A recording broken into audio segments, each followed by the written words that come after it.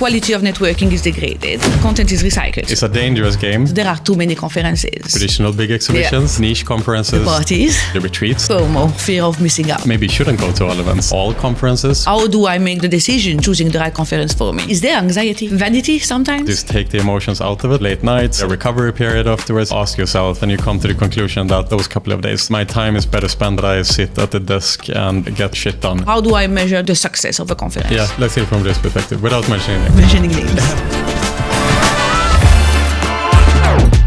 Welcome to a new episode of Tracking the Truth. Today we're discussing a topic that keeps coming in a private conversation but is rarely challenged out loud. So that's conference overload. And to discuss this, we have someone who sits right at the center of the ecosystem, Pierre Lindh, a CEO and co-founder of Next.io. Pierre, welcome. Thank you so much, Clemence. I'm looking forward to this great conversation today. Me too. So before we dive in, do you want to give us a little bit of an intro of who you are for the people that may not know you? Yeah, absolutely. So as you introduced me as I'm the Pierre Lindh, the managing director and co-founder of Next.io.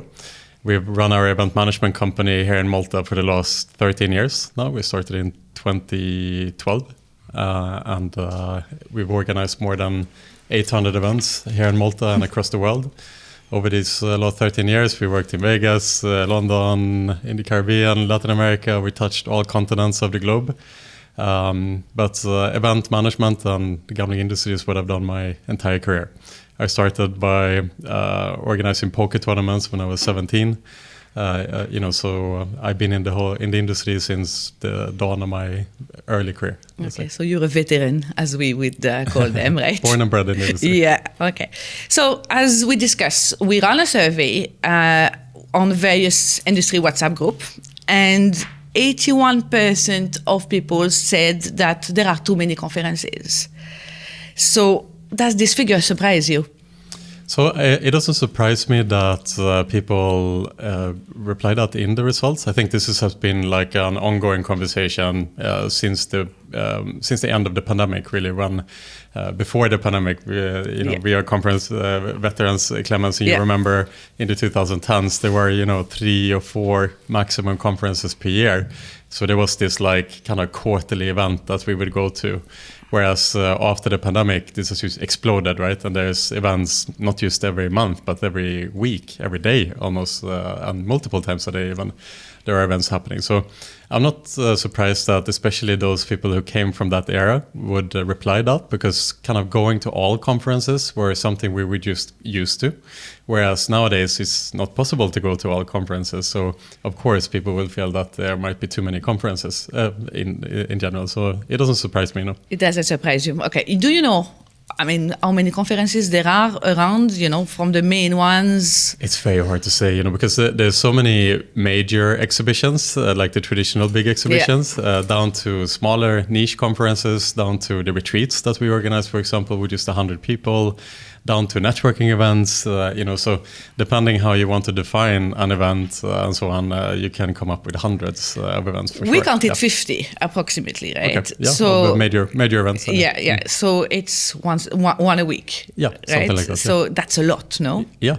Yeah, it's a lot. Yeah, but I think maybe what people are not thinking too much about is you maybe shouldn't go to all events, right? Are there too many events? Is the question is maybe what people are thinking is like, are there too many events for me to go to all events? And the answer is yes, you can't go to 50 events per year. So where should you go? Or where one should go? Yeah, so I think the difference from the 2010s to now is more that the industry came from Europe, right, and specifically here from Malta, where the industry have grown and so on. UK has been another hotbed, Isle of Man and so on, Gibraltar, right, and so all the events were, or most of the events were in this continent essentially, and the industry has operated from this continent globally. But after the pandemic, the industry became much more localized. So now you see that there are professionals in every single country of the globe. And so a lot of these events are not catering to a continent anymore or to globally anymore. They're catering to specific niches. So what that means is that you should obviously focus on the events that are relevant to you. And there are many more events to choose from, which is a good thing because you can choose the ones that are suited for you. Yes, I mean, it's all about understanding what is suited for you, right? So what suits me does not necessarily suit you, but how do I understand what suits me? With that choice of 50 conferences a year, one a week, how do I make the decision of choosing the right conference for me? Yeah, exactly. I mean, if we think about you as a person, Clemence, and you're the CEO, the great CEO of the great affiliate, my affiliates, of course. For you have very different business needs than, say, a business development manager of a game studio, for example, who is out to sell to casino managers. So that person needs to think about where can I meet my prospective casino manager clients. Whereas in your case, it's perhaps not only about doing direct business, but it's also about the networking and to understand future opportunities for your company from a strategic level, where it's heading, and so on and so forth. So one way to think about it, what we try to do then as Nexus, we try to not just host another exhibition to throw that into the calendar, because I don't think, as you point out, that the industry is necessarily asking for that.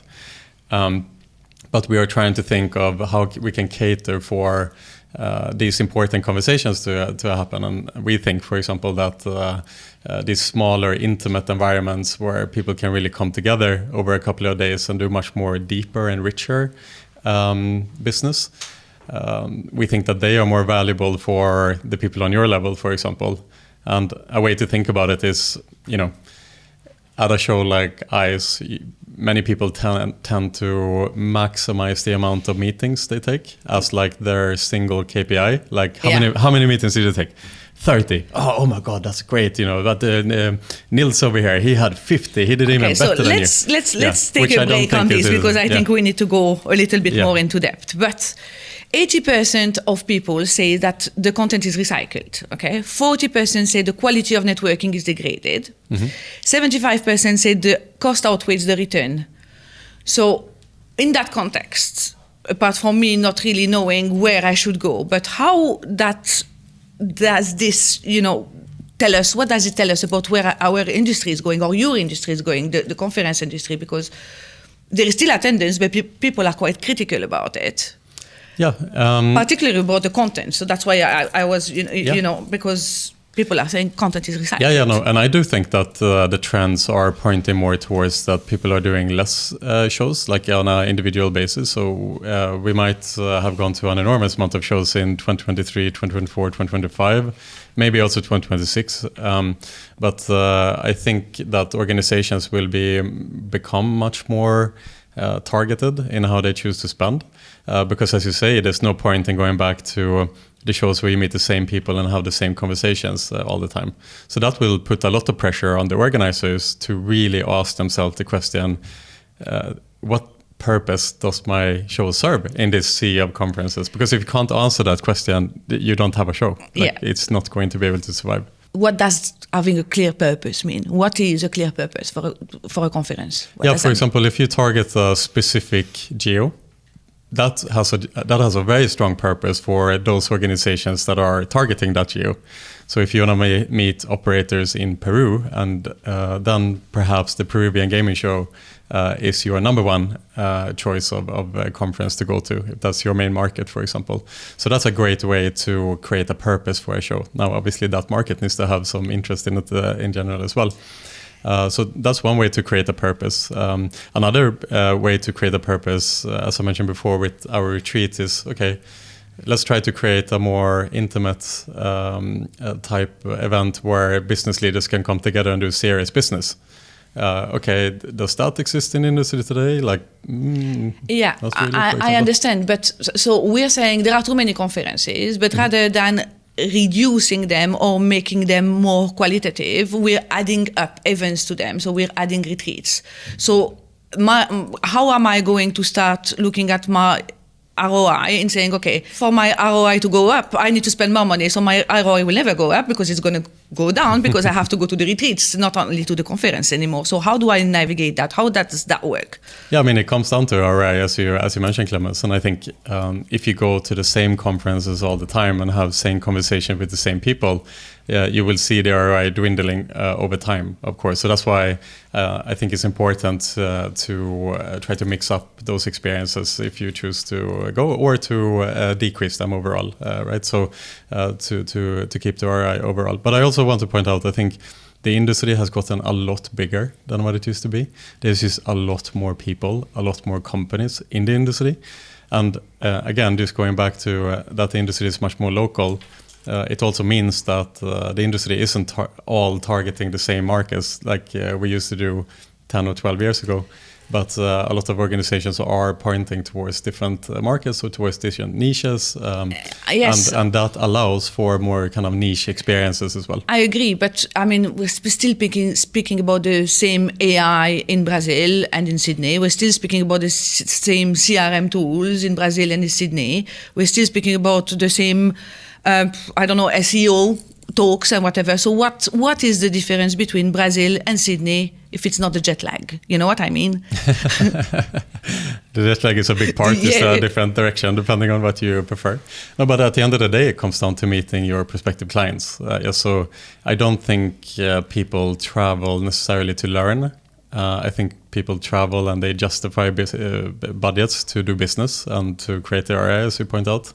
And at the end of the day, it comes down to that. So if your main market is Brazil, it makes a lot more sense to travel to one of the shows that are available there than to travel to Sydney if you don't do business in that area. But aren't all these operators or whomever providers global? So they would be in Sydney, they would be in Brazil, and they would be in London, and they would be in Malta, because most of them, take stands repetitively to all the conferences.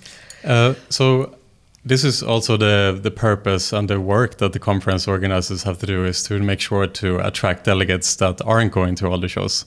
And so, for example, in our company, we measure our success in how good we are at attracting, say, operators that are usually not traveling to all the shows. So that our clients that are used to go to a lot of events get to have new conversations with new people. Yeah, okay. So, and how do you pick these people? Because are there actually people that don't travel to any conferences and just go to Next, to mention one? Yeah, absolutely, they are. Yeah. Okay. So you have a very distinct type of crowd between the different organizers. When you go to Sigma, you have a very different type of crowd than when you go to SBC. And so can you mention someone that would come to Next but would not go to Sigma or SBC?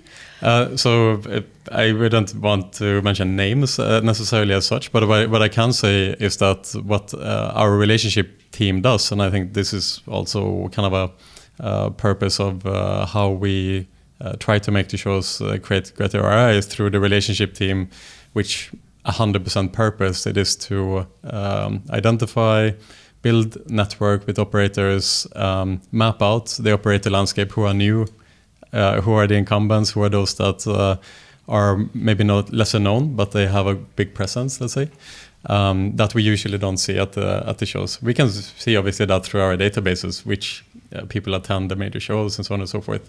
And then we can be much more targeted in attracting new operators or established ones that are usually not traveling. And there are many. I mean, take Stake for an example.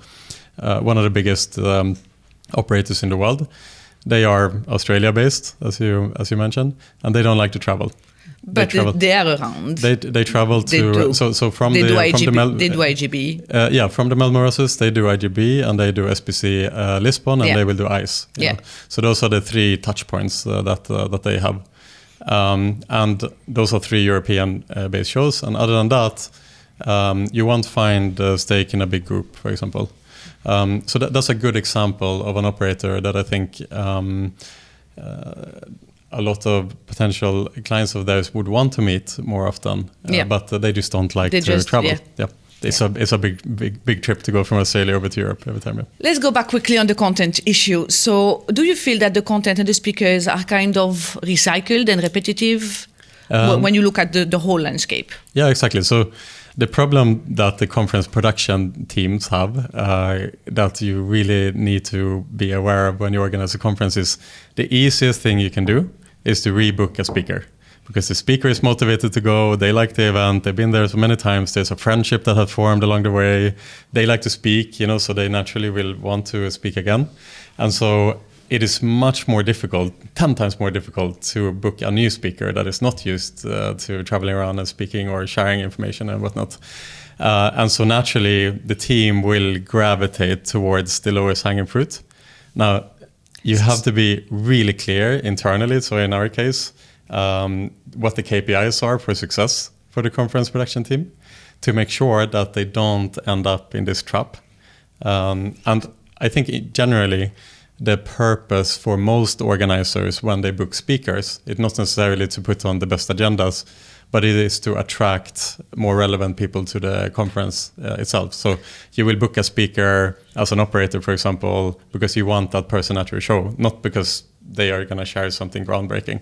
Yeah, okay. But so you think there is a fear of speaking in events, of people going up on stage and sharing ideas or knowledge or whatever that is? I think that it depends on the geo. So we don't really have this problem the same way in the US that we would have in Europe, for example.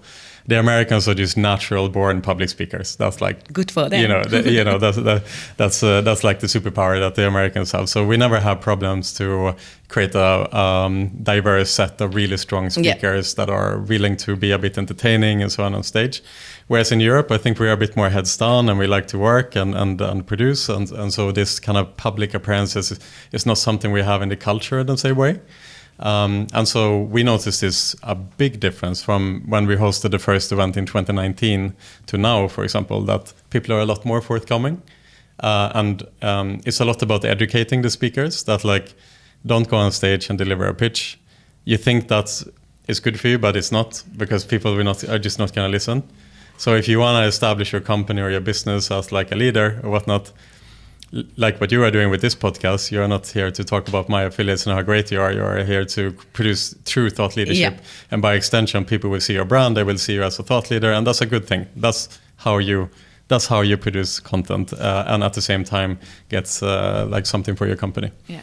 But as we were saying before, there are a lot of subjects that are repetitive, but I see that there are subjects that are not being discussed. So, for example, if you look at burnout and, toxic work culture, if you look at player harm and things like this, these subjects are not discussed. So why?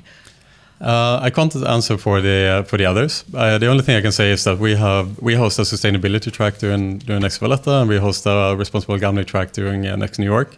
So we covered those particular subjects. We also have HR Connect, which is the only HR association of the iGaming industry, which is hosting its own HR track during Next Valletta to bring up anything that is HR related as well. But these are important subjects that usually goes, in the side panels. They don't make it to the main panels. They don't make it to the main stage. And I know because I've been at your conferences and I've spoken on those panels. They are floor -3 at the end of the corridor in a small space where these subjects don't have exposure. So why is it? When we think about the main stage as Next Valletta, it's the biggest stage of any industry event globally. It has 1,500 seats. So the direction to the content team is they can only do content on that stage that is as big as the room. That's what we always say.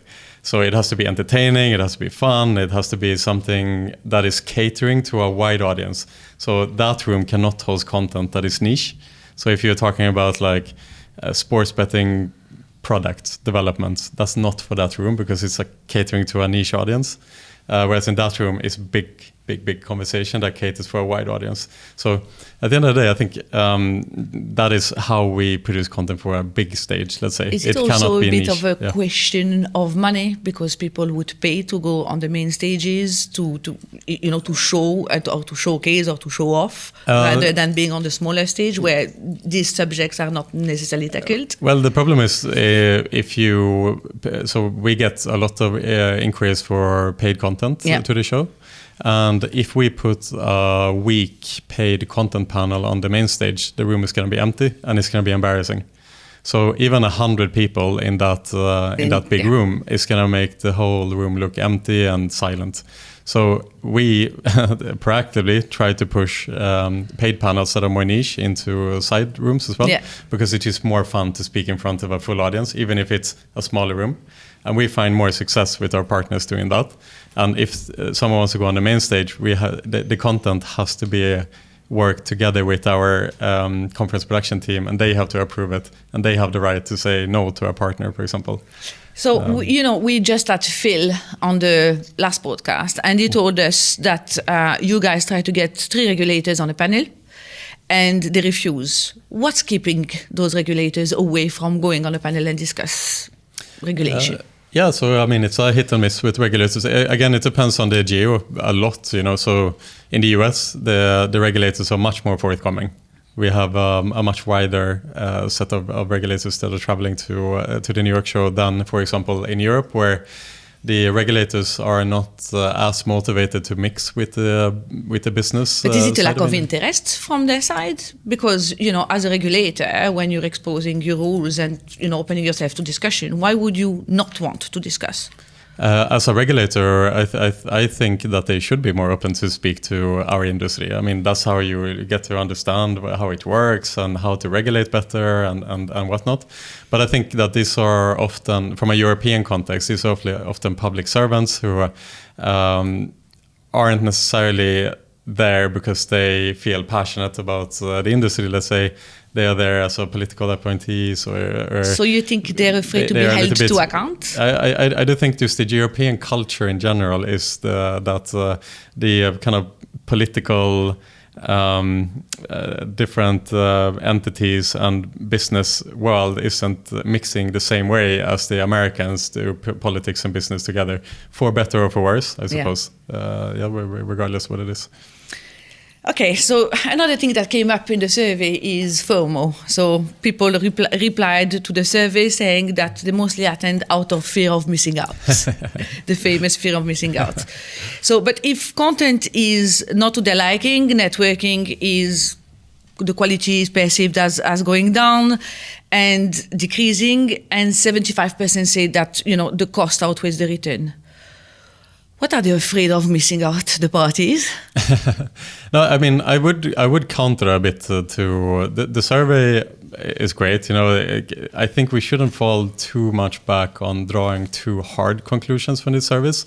When we do surveys not only for our events, but we do surveys within our community for other events as well. So we can see the difference of how people perceive the events in general.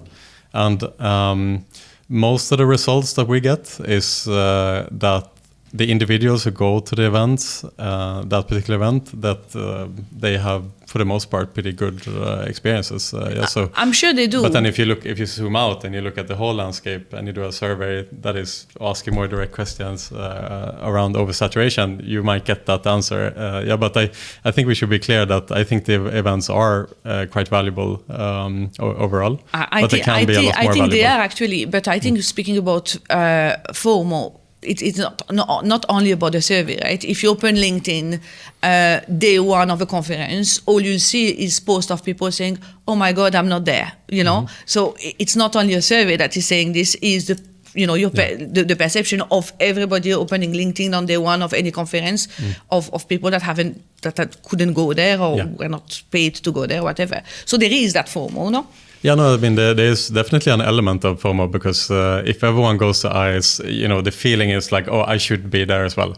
Like, clearly I should be there. And if I'm not there, then clearly it is because, I have failed in some way or something like that. But really and truly, you have to ask yourself, is it more value for me to be spending and investing a week of my work at this event? Or is it more valuable that I sit at the desk and get shit done those couple of days? Not only that, because at the events you're more likely to go out, you have late nights, and it's going to be a recovery period afterwards as well, where maybe the next 3 or 4 days you will not be your 100%. So it's not just those days, it's also the following days as well. So I think there is an analysis that you need to do and just take the emotions out of it. To try to answer whether I should be there or not. And if you do that, then you come to the conclusion that no, my time is better spent right now at work rather than going to ICE, for example, then at least you've done that analysis and you probably feel a little bit better about it. But is there anxiety? Anxiety for... Yes, of not going? That is probably what FOMO is, right? If we dig deeper into the psychology, it's probably an whatever anxiety. that is, right? So what is FOMO? It is probably an anxiety-inducing feeling, right? That you're not there and everyone else is there, and it causes you to question yourself and am I doing the right thing? Or maybe you feel like I'm becoming irrelevant. Or other people are working harder than me or something like that. I'm assuming that's... if you look into the literature, I'm assuming that FOMO would be... the psychological explain would dig down to anxiety for sure. Is it vanity sometimes? In what regard? Well, there is some kind of... the massive stands, that are physically represented, and do they represent large egos? So is the egos of the people as large as the stands they expose with? Yeah, exactly. I mean, at the larger exhibitions, there's a trap that you can easily fall into, which is things are going really well for the company. Let's do a really big stand. Then people will see like, oh my God, they have a big stand. They must be doing well. But the trap here is that you can't then go smaller, because then people are going to say, oh, look at the stand there. Like my affiliate stand, it used to be this big, now it's so small, it can't be going well for them anymore. So it's a dangerous game to play. I do think a lot of companies do it.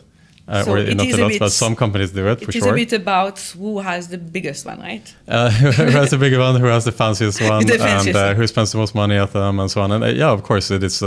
We can pretend it's not, but of course, there's a reason why you would spend multi-million euro budgets into building incredibly impressive double-decker stands with all the technology and so on. You want to show yourself as the leader in your field. Do you have examples of those egos? Do you have someone in mind that you came across? Yeah, I don't think it's that relevant to point out like who has the biggest ego, because I don't think it's really, it doesn't really matter. I think it's really representative of the industry, actually. I think at some point there is a relevance, because if we are playing of who has the biggest stand, it doesn't really serve the industry, so it is relevant, I think, no? It is relevant, I think, the fact that it's working. A bigger stand, for example, leads people to subconsciously think that you are a leader in your niche, which is there's probably some correlation to that. Like if you can afford this stand and whatnot, you are making a stand, literally, that you're a leader. And if that is the message that you want to send out in order to get more lead generation, if that's working, then it's working. Do you think these big displays of excess hurt our reputation as an industry? I think what has hurt the industry in the past is not maybe the fact that we are great at building world-class stands, but I do think it's more the show-off, right? I think it's more the sexism that comes with the shows. I think that hurts the industry, and that obviously has some pretty damning consequences in the past. I don't know if you remember the old stands at ICE back in the day, and the Daily Mail came undercover and taking photos. There was big publication. I do remember the stands. But that I think is. So, in your opinion, the industry has evolved in this term? So I don't know if you saw it, but there was like, and I don't know if it's a new show or not, but there was like a Bulgarian show recently that like sent out this like insane we're just going back, right? We're not making it progress. I think that's an isolated incident. I don't think that's representative of the shows in general. I think we have grown up in the sense that there is definitely a sense between the main organizers that we don't want to allow objectification of women. Objectification. I think it still happens. I was going to say, if you allow in your show to hire, hostesses and young girls and women that are dressed quite short or whatever, I think there is still objectification. 100%, I agree with you. And the question is, where do you draw the line? So as an organizer, what do you allow, what do you not allow? So are you allowed to have hostesses on the stand? I mean, it's very hard to say that you're not allowed. But when it what do comes they to bring in terms of value added? So having a normal dressed up woman with a suit or man with a suit and having a hostess. Yeah. What is the difference? What difference does it make in terms of success of your conference? Yeah, I mean, I can just translate because we don't do it ourselves, right? So I can't answer for those who do because I just don't know. But I can allow say, hostesses to be on the stands of the conferences that you represent? It's at Next Valletta, next New York, it doesn't really happen. It doesn't really happen. No, I don't think it's that style of show. I think you can see the shows where that attracts a little bit of a different crowd than maybe what we are trying to do. But what I can say is, as a party organizer back in the day, we used to host a lot of networking events, and we still do, right? And there are some corporate clients that would tell us like, oh, can we hire 20 or 30 hostesses to come to the event? And okay, what should I do? No, just ask them to be there. Like, it's like, oh my God, here we go. Like, it's such an old school. Would you be ready to say no now? We will always say no. Like we will always push for the client to think different. So what we will say is like, we don't have to do that. Like it's not going to be good for the event. It's not going to be good for. It's not going to be good visually. Let's say like optically for your brand, for your business. Yeah. But I think the industry come from old male-dominated background. But I think I think these days we definitely have improved in the sense that if you look at C-level teams or leadership teams in general, you'll find a lot more diverse crowds now than it used to be. Not to say that it's not room perfect, for improvement, right? Yeah. But clearly it's a lot better than what it was, when we started out. It is better. Yeah. Yes, absolutely. Let's go on ROI, right? So ROI in the survey got a 6 out of 10, which is not great. Okay, it seemed that the fear of missing out, whatever that actually is, and we haven't, put a definition on it yet, is greater than the fear of losing money. Okay, so how should companies measure ROI? And when it comes to conferences? Yeah. And here I think there's a really interesting answer to that because, again, especially the bigger shows, especially the bigger companies that have a lot of steps up to the CEO, a lot of levels, they will measure success in how many meetings. So the sales team will be like, how many meetings do you have? How many meetings have I booked? Oh yeah, I booked 30, I booked 35. And that is the easiest shortcut to just put a number on something. But really and truly, what ROI are you creating if you're having 15-minute stress meetings one after the other? Everyone forgets what they said afterwards. Sure, everyone will be happy in the meeting because you are like supposed to be open to do business in this context. But then everyone has already forget 10 minutes later what they said.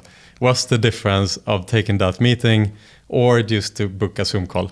So how should we measure ROI, right? So when I come back from one of the conferences, I mean, what should we look out for? So how do I measure the success of a conference? Yeah, and I think there isn't like a clear-cut answer because sometimes the most valuable conversations will not lead to business until a year later.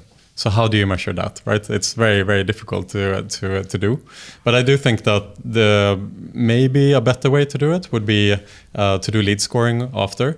So to say, of the meetings that you have, score the meeting in potential ROI for your business long term, for example. Yeah, but that's a bit fuzzy, right? It is fuzzy, but it's more relevant than how many meetings did you have. Why is it more relevant? Because at the end of the day, I think it can be a lot more valuable to take time with a potential client or partner that will change the outlook of your business.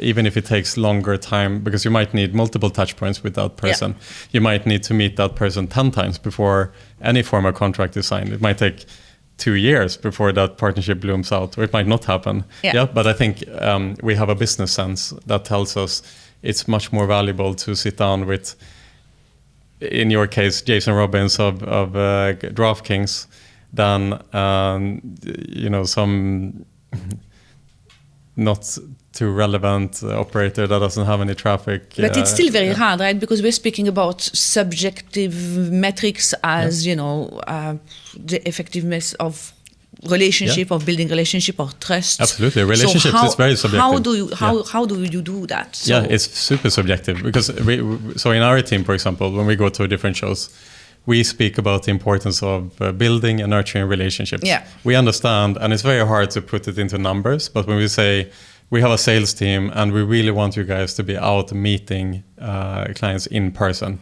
We don't want you to stay home and send an email every 6 months to our prospective clients. And we can see the difference overall when we build relationships and we nurture those relationships. We can see it, like from which accounts that are growing and which accounts that are tipping off and so on.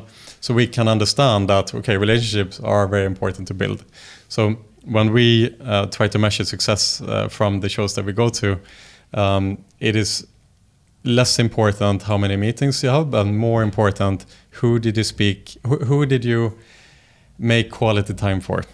And what is the potential in those potential accounts? And then we can start to understand whether a salesperson is doing what I think is supposed to be their job, which is to create relationships, and from that business will come. Okay, but if networking is seen as being deteriorating, right, and long-term relationships are meant to be the return on investment, isn't it a ticking time bomb for your industry? Like, what's going to happen? Yeah, but I think I wouldn't agree with your with the results from your survey based on the conversations that we are having, what our partners want, and the general temperature from our community. It's not so much about that people don't get value from the shows. I think the problem that a lot of people see, from my perspective at least, is that the cost of the major shows especially are increasing year on year, and that feels very uncomfortable because at some point it's going to hit a ceiling, and I think that's definitely is an issue. Yeah. I think also that some of the shows don't really have a purpose. So there are shows that are definitely going to disappear. But I think overall, people are finding more and more year by year that they improving their strategy on which shows to go to and which shows not to go to.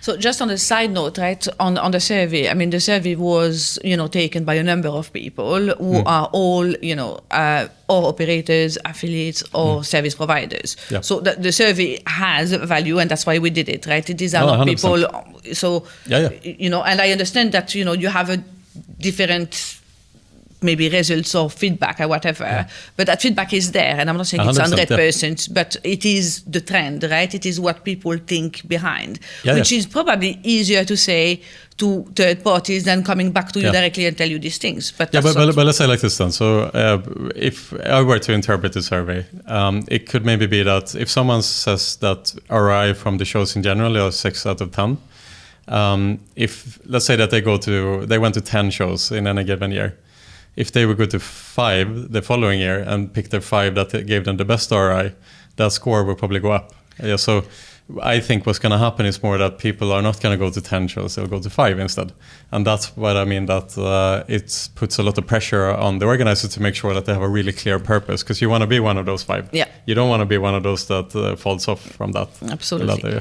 So 46% of companies say rising costs have already changed their conference strategy. 81% say the financial burden of attending conferences is moderate to high. Many told us there is no rise in quality to match. Are they right?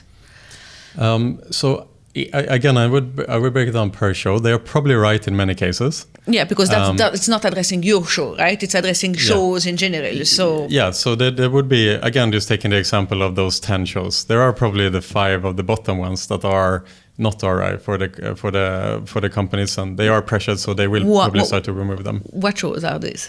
I think the way to think about it is like, do you have a very, very clear purpose of why you exist?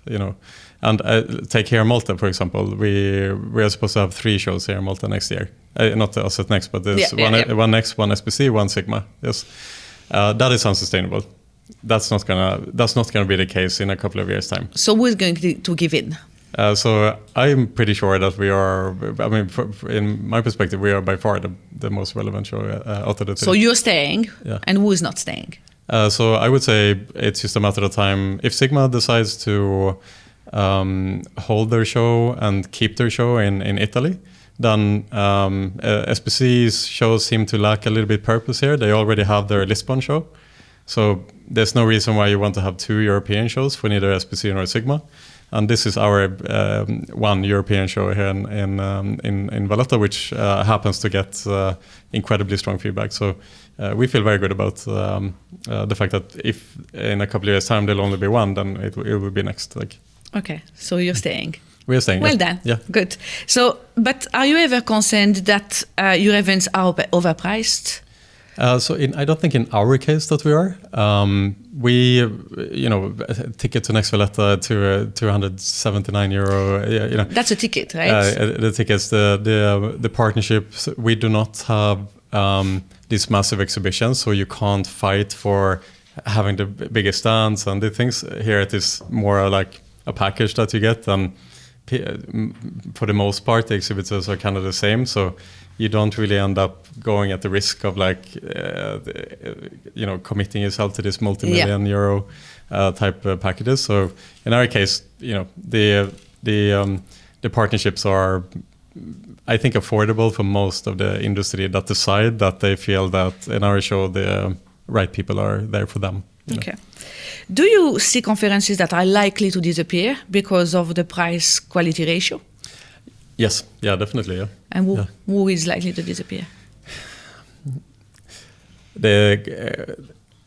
I can think of. Okay, let's think from this perspective, without mentioning names. Without mentioning names. Well, let's think about this. So there are a few massive European expos right now that are all fighting to say that they are the biggest. So ICE, SPC Lisbon, Sigma Rome. Their messages are the mother of all conferences, the greatest show in gaming, and ICE doesn't have a tagline because it's ICE. So who is the biggest one? And I mean, ICE is clearly the biggest one, yes. And since they are all fighting for this position of establishing themselves as being the biggest, it means that in the perception of people, if they are not, they have lost. Okay, so it's clear that from the outside perspective, they're sort of competing against each other to have that big one trophy. I think, without mentioning names, that there's one of those 3 that are clearly not in the same bracket, and long term that show might struggle as well. Which would be a pity, but it's a reality, right? Yes. Okay.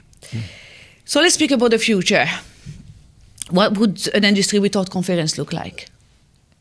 That would mean the industry goes more underground. That would mean the industry is not cooperating less. Cooperating less, okay. Yeah. It would mean it would lead to more harsh competition, less understanding between organizations, less partnerships, less bridges. I don't think it would be less parties. Less parties for sure. Yes. Would it still make money? The industry would absolutely still make money, but I think as an industry, it wouldn't benefit the industry as a whole. Let's say the direction of the industry would not be benefited. No. Why is that? Because I do still think that the meeting points of the industry is a way for cross collaboration between competitors, but it's also a space where we can have dialogue as well as an industry. It is a space where we can understand where the trends are heading as an industry, where things are going, and how to collaborate. And I really like the quote that my friend Peter, who is one of the people in the Netherlands Gambling Association, he said that the gambling has no friends. And so as an industry, we really need to take care of each other. And the best way to do that are through the events. Okay. So Pierre, it's been great to have you today. But if there was one last question you could answer, and the last question is, if you could redesign the conference model, what you would be doing right now? So I think as organizers, we come from a past where we have just sold floor space to our partners, and then good luck to them. Now it's up to you to do whatever you do. We don't know what you do, we don't know how you do it, but good luck to you. And I think that we have a lot more responsibility to be active in that process, because we understand our databases much better than any partner. And so we have an opportunity to work closer with our partners to generate the success for them.